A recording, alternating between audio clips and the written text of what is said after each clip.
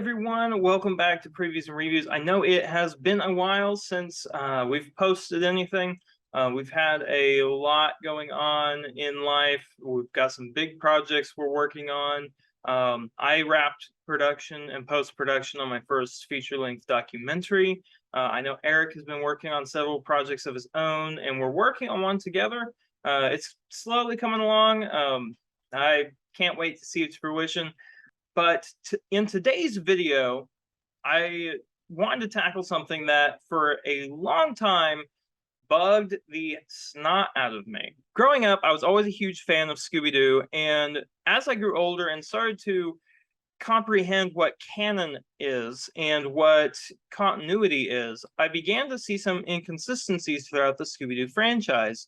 And it especially got even worse as they started releasing content that's in completely different art styles and writing styles. And so today I wanted to ask a simple question. As Scooby-Doo has had many series and films, my question is, what's the main Scooby-Doo canon? Today we take a deep dive into the beloved franchise and see if we can answer the question, Scooby-Doo, what's your canon?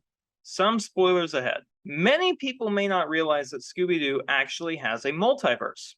This is explored to a degree in the series Scooby-Doo Mystery Incorporated, though mainly in the show's final moments. While the universe that timeline takes place in is consistently atmospheric and far grittier than we normally see from the franchise, I'd argue that the main Scooby universe has gotten just as dark, if not darker, and I'll explain here in a bit. There are at least 8 Scooby-Doo timelines, one of those being a post-apocalyptic comic series.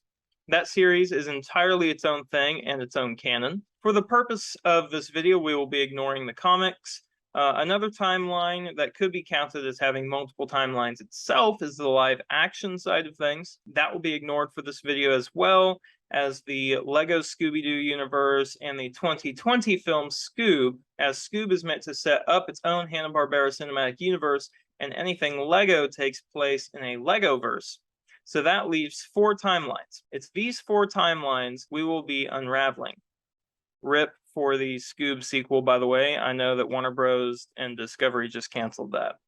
So anyways, let's unravel these other 4 timelines. There are 3 animated Scooby-Doo series that are not connected to the main timeline and are entirely their own universe. And the common pattern we see here is that change in character design and art style. The first one, Be Cool Scooby-Doo, is set in a very different art style than we've ever seen for the Scooby Gang. This series leans much harder into the goofy comedy of the franchise rather than the ghouls and ghosts. This series almost serves as a parody to the main franchise. Number 2, Shaggy and Scooby-Doo Get a Clue. This series also has a different art style than anything we've seen before in the franchise, and follows mostly Shaggy and Scooby as they unravel a mystery concerning Shaggy's missing uncle. Though this series isn't quite a parody of the franchise itself, it is almost entirely its own thing with little connection to the larger franchise. And finally, number 3, Scooby-Doo Mystery Incorporated, a favorite among many. I was originally put off by its change in art style from the original look of the Scooby-Doo franchise. But upon giving it a try, I thoroughly enjoyed this alternate universe take on the Scooby-Doo franchise. Its art style, among other things, sets it apart from the main timeline, like the previous 2 series I've mentioned. It seems the main thing that factors into whether Scooby media is canon or not is primarily the art style that's used. If it's a different art style, it's a different universe. And if it's, generally speaking, the same art style as Scooby-Doo Where Are You?, then it's part of the main timeline.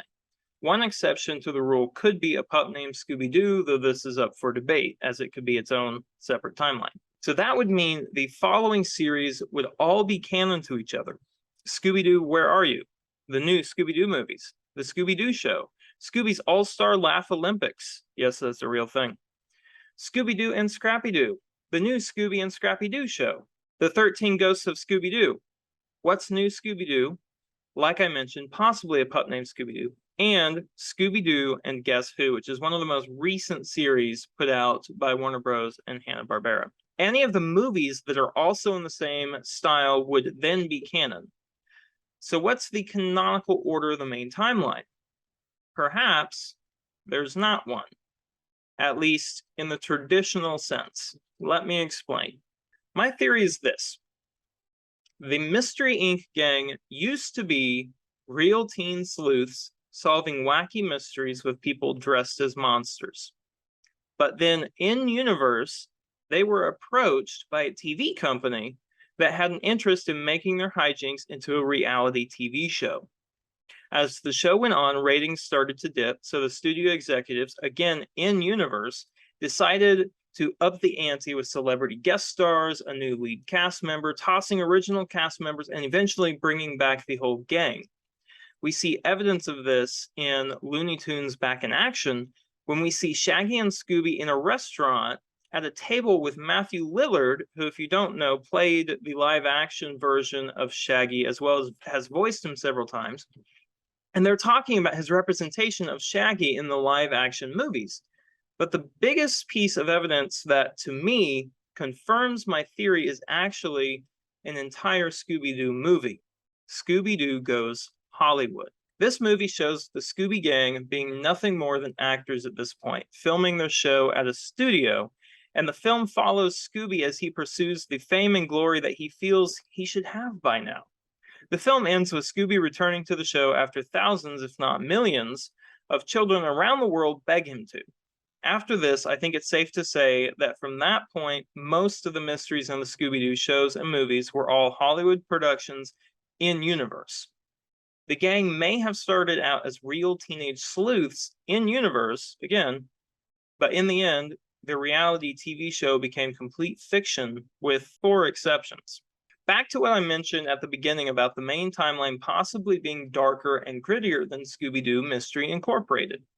It has to deal with the final big entries in the universe. These 4 movies, Scooby-Doo on Zombie Island, Scooby-Doo and the Witch's Ghost, Scooby-Doo and the Alien Invaders, and Scooby-Doo and the Cyber Chase, serve as the conclusion to the entire franchise. It starts with the gang reuniting as adults in Zombie Island and solving mysteries again, this time with real paranormal happenings. And we see them solve a few more mysteries before Cyber Chase, where they, by the end, get to say goodbye to their mystery-solving days. You could say What's New Scooby-Doo and Scooby-Doo and Guess Who take place in the years following after The Witch's Ghost, since the Hex Girls make a few more appearances, including the movie Scooby-Doo and the Legend of the Vampire. There's also Return to Zombie Island, which would obviously take place in this timeline as well. The ending of the timeline could look something like this. Zombie Island, Witch's Ghost, What's New Scooby-Doo, Alien Invaders, Scooby-Doo and Guess Who, Return to Zombie Island, and finally, Cyber Chase, which serves as a perfect send-off for the characters. Movies made after Cyber Chase, like Scooby-Doo and the Legend of the Vampire, for instance, would still take place before the events of Cyber Chase. I've wanted to share my fan theory on this for a long time, so I hope you've all enjoyed it. I want to thank Scott Niswinder over at NerdSync for inspiring me to finally make this video. He does a lot of great Scooby-Doo content, a lot of great comic book content. That's actually how I originally started watching his channel. Scott, if you're watching this, know that you inspire people. People love your content, and you've got a community that's here for you if you ever need us. I know you've struggled with a lot, especially these past couple of years. And I'm praying for you, man. You bring a lot of the people that watch your content joy. And I know it can be tempting to leave the show in pursuit of something else, like Scooby leaving his show. But know that there's going to be thousands of us who really miss you. Anyways, thanks for reading, and until my next video, Scooby-Dooby-Doo.